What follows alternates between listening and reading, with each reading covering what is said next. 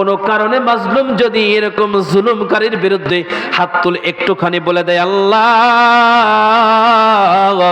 আমাকে জোর জবরদস্তি করে আমার জমি দখল করে খাইতেছে, জোর জবরদস্তি করে আমার টাকা পয়সা আত্মসাৎ করে খাইতেছে, জোর জবরদস্তি করে জুলুম করে আমার উপর নির্যাতন করতেছে, ও মালিক তুমি তার বিচার করে দিও।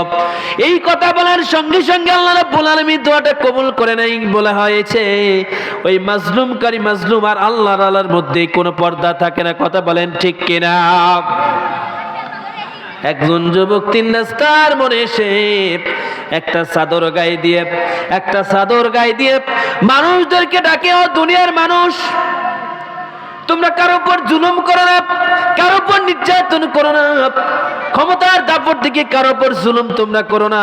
জুলুমের ভয়াবহ পরিণতি আল্লাহ তাআলার দরবারে একদিন নয়, 2 দিন নয়, 3 দিনের মাথায় একজন ব্যক্তি এসে, একজন আলেম এসে জিজ্ঞাসা করে, ও ভাই তুমি প্রতিদিন এই 3 রাস্তার মোড়ে দাঁড়িয়ে দাঁড়িয়ে একই কথা বলো, এর কারণটা কি আমাকে একটু খুলে বলো।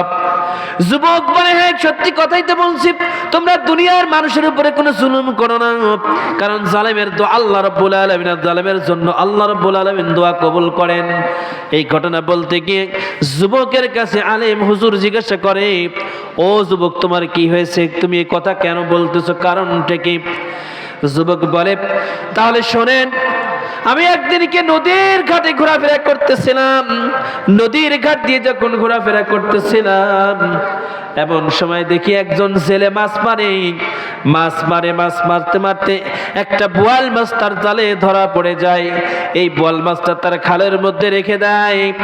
আমি ওই বোয়াল মাছটা দেখে লোভ সামলাইতে না পেরে ওই জেলের কাছ থেকে মাছটা ছিনিয়ে নিতে যাই। মাছটা যখন তার কাছ থেকে আমি ছিনিয়ে নিই, জেলে 3 দিন পর্যন্ত এরকম নদীতে কোনো মাছ পড়ে না। যখন মাছটা পড়ে না, ওই যুবক জেলের কাছ থেকে মাছটা জোর জবরদস্তি করে, অনেক কারাকারি করে, জেলে অনেক কাকুতি মিনতি করে, ভাই আমি আজ 3 দিন পর্যন্ত আমার বাসায় কোনো খাবার নাই, আমার ঘরের মধ্যে চুলায় কোনো আগুন জ্বলে না, ও যুবক তুমি এই মাছটা আমার থেকে নিও না। যুবক কোনো কথা না শুনে তার কাছ থেকে মাছটা ছিনিয়ে নিয়ে জোর জবরদস্তি করে মাছটা নিয়ে বাড়ির দিকে রওনা হয়ে যায়। বাড়ির দিকে যখন রওনা হয়ে যায়, কিছু দূর যাওয়ার পরে বাড়ির উঠানের মধ্যে যখন পা রাখি, বিবিকে ডাক দেয়, বিবি রে, নদী থেকে একটা বোয়াল মাছ এনেছি, মাছটা নিয়ে সুন্দর করে কুটে রান্না বান্না করে দাও, খেয়ে দিয়ে দেখি কেমন লাগে। আনন্দের সাথে মাছটা নিয়ে যাইতেছেন। বিবি যখন মাছটা তার হাত থেকে নিবে, ওই বোয়াল মাছটা তার বোয়াল মাছের দাঁত কিন্তু অনেক ধারালো, কথা কন ঠিক কিনা? বোয়াল মাছটা কি করলাম, বিবি যখন তার হাত থেকে নিতে যায়, এমন সময় বোয়াল মাছটা তার হাতের মধ্যে এমন বেগে কামড় দিয়ে ধরে আছে। বলা হয়েছে মাছটা এত টানাটানি করে মাছটা তার কামড় থেকে ছুটে আসে না। বিবি এত বেশি জোরে টান দেয়, মাছটা আসে না। এমন এক পর্যায়ে পৌঁছে গেল যুবকের বুকে তার স্ত্রী পাটা এরকম বাঁধায় দিয়ে মাছটাকে টান যখন দিছেন, মাছটা টান দেওয়ার সঙ্গে সঙ্গে তার হাতের মাছ থেকে এরকম গোস্তগুলি, চামড়াগুলি টেনে উপরে চলে আসছে। মাছের দাঁতের সঙ্গে হাতের এইরকম নখ দিয়ে তার দাঁতের কারণে এরকম হাত থেকে তার গোস্তগুলি টেনে চলে আসছে। মাছের এরকম টান দেওয়ার কারণে তার হাত থেকে যখন গোস্তগুলি উঠিয়ে চলে আসছে, এমন সময় তার মাছটা রান্না বান্না হলো। খেয়ে দিয়ে যখন তার প্রাথমিক ট্রিটমেন্ট তার হাতের জন্য নেওয়া হলো, রাতে যখন হয়ে গেল, মাছটা খেয়ে দিয়ে এমন সময় শুয়ে আছেন, হঠাৎ করে তার হাতের মধ্যে এমন যন্ত্রণা শুরু হলো, এমন ভাবে তার হাতের মধ্যে ব্যথা শুরু হলো, তিনি সহ্য করতে পারতেছিলেন না। তার উপজেলা স্বাস্থ্য কমপ্লেক্সে গিয়ে, সরকারি হসপিটালে গিয়ে তিনি এরকম ডাক্তারকে বলেন, ডাক্তার রে আমার হাতের যন্ত্রণায় আমি তো আর নিজেকে কন্ট্রোল করতে পারতেছি না, নিজেকে সহ্য করতে পারতেছি না, আমাকে অতি তাড়াতাড়ি ট্রিটমেন্ট দাও। ডাক্তার তার হাতের মধ্যে এরকম ট্রিটমেন্ট দিল। ট্রিটমেন্ট দেওয়ার পরে পরীক্ষা নিরীক্ষা করে দেখলো এরকম তার হাতের মধ্যে কোনো সমস্যা নাই, কোনো খারাপ অবস্থা নাই, তার হাত ভালো আছে, শুধু খালি একটুখানি মেডিসিন লাগালেই ঠিক হয়ে যাবে। ডাক্তার তার হাত গায়ে এরকম সুন্দর করে ব্যান্ডেজ করে দিয়ে বাড়িতে চলে গেলেন। পরের দিন রাত্র যখন হয়ে যায়, রাত যখন হয়ে যায়, আবার তার পূর্বের দিনের নাই তার হাতের মধ্যে এমন যন্ত্রণা শুরু হয়ে গেল, তিনি সহ্য করতে পারতেছিলেন না। তিনি আবার পরবর্তী দিন তার হসপিটালে যাই। হসপিটালের ডাক্তার দেখে বলে, ও ভাই যুবক, তোমার হাতের মধ্যে তো কোনো প্রয়োজনও লাগে নাই, ভাইরাসও লাগে নাই, কারণটা কি? কারণটা কি তোমার এত যন্ত্রণা হওয়ার কারণটা কি? ডাক্তার পরীক্ষা নিরীক্ষা করে বললেন, ও যুবক, তোমার হাতের এই কবজি থেকে তোমার হাতখানা কেটে ফেলতে হবে।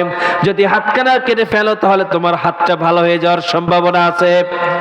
যুবক চিন্তা করলেন, হায় রে, হাত কেটে ফেললেই যদি আমার হাতটা ভালো হয়ে যায়, যন্ত্রণা থেকে মুক্ত হয়ে যায়, তাহলে আপনি আমার হাতখানা কেটে ফেলে দেন। হাতখানা কেটে ফেলে দিয়ে ব্যান্ডেজ করে দিলেন। আবার তিনি বাড়িতে চলে গেলে পরবর্তী দিন তার পূর্বের নাই আবার হাতের মধ্যে যন্ত্রণা শুরু হয়ে গেল। যুবক চিন্তা করছে, না রে, হাতের মধ্যে যখন যন্ত্রণা আবার শুরু হয়ে গেল, কারণটা কি? আবার পরবর্তী দিন ডাক্তারের কাছে গেলেন। ডাক্তার বললেন, আপনার যত ট্রিটমেন্ট ছিল আমাদের কাছে সমস্ত ট্রিটমেন্ট দেওয়া শেষ, আমাদের কাছে আপনার হাতের জন্য আর কোনো ট্রিটমেন্ট নাই। আপনি কি করুন, ঢাকা অনেক শহরের মধ্যে অনেক জেলা পর্যায়ে বড় ডাক্তারের কাছে যান। তিনি তার কথা মতো ডাক্তারের কাছে গেলেন, জেলা পর্যায়ে ডাক্তারের কাছে গেলেন।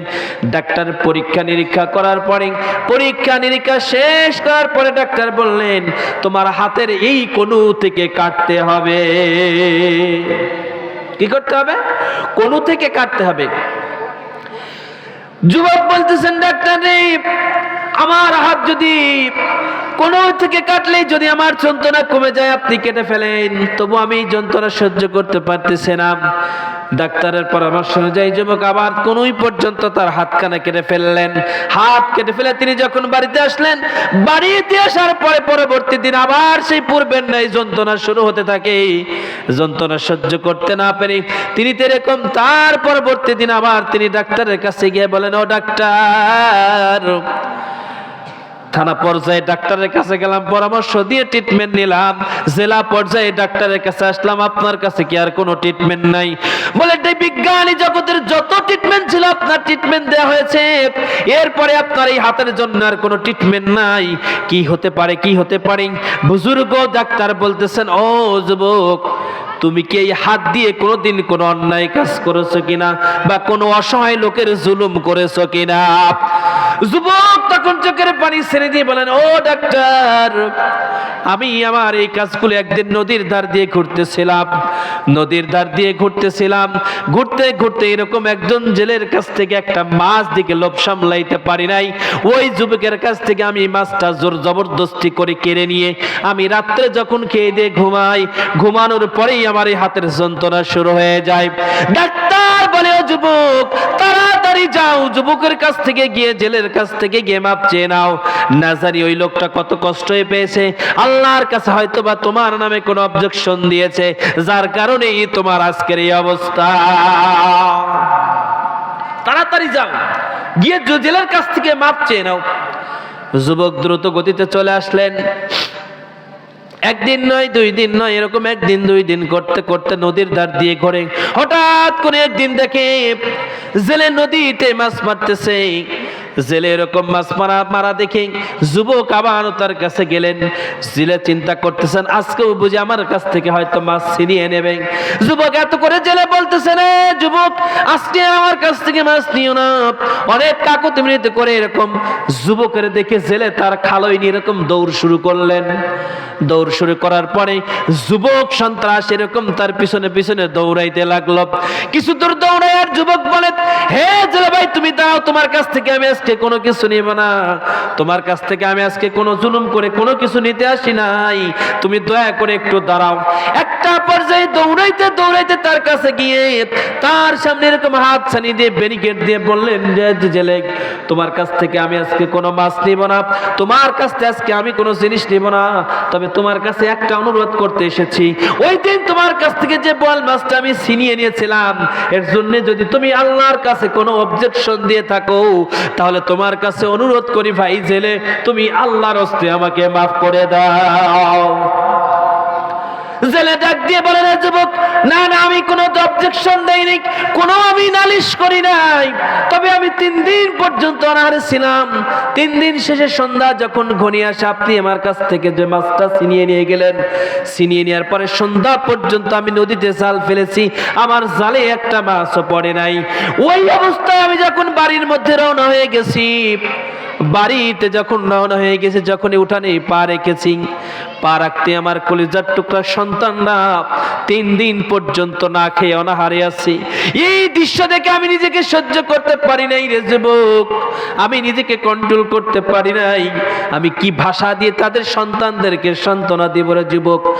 সন্তানরা যখন এসে বলছেন, বাবা আজ 3 দিন পর্যন্ত যখন খানা খাই না, আজকে বুঝি নিশ্চয় আমাদের জন্য খানা এনেছ, আমাদের জন্য কোনো খাবার এনেছ, কি এনেছ তাড়াতাড়ি দাও, আমাদের ক্ষুধার কারণে আমরা সহ্য করতে পারতেছি না। বাবা চোখের 2টা পানি ছেড়ে দিয়ে বলেন, ও বাবা, আমি তোমাদের জন্য আজকেও কোনো খানা আনতে পারি নাই, আমি তোমাদের জন্য আজকেও কোনো ব্যবস্থা করতে পারি নাই রে বাবা। বিবি ঘর থেকে লাফ দিয়ে সে বলেন, ও প্রাণের স্বামী, আজ 3 দিন পর্যন্ত আমার সন্তানেরা না খেয়ে, আমি চোর পর্যন্ত না খেয়ে, কি খানা এনেছো তাড়াতাড়ি করে দাও, সন্তানদের কিনে চলো খেয়ে নেই। স্বামী চোখের 2টা পানি ছেড়ে দিয়ে বলে, ও যুবক, আমার ভাষা আমি হারিয়ে ফেলেছিলাম, কি বলবো, সন্তানদেরকে কি বলে আমি সান্ত্বনা দিব?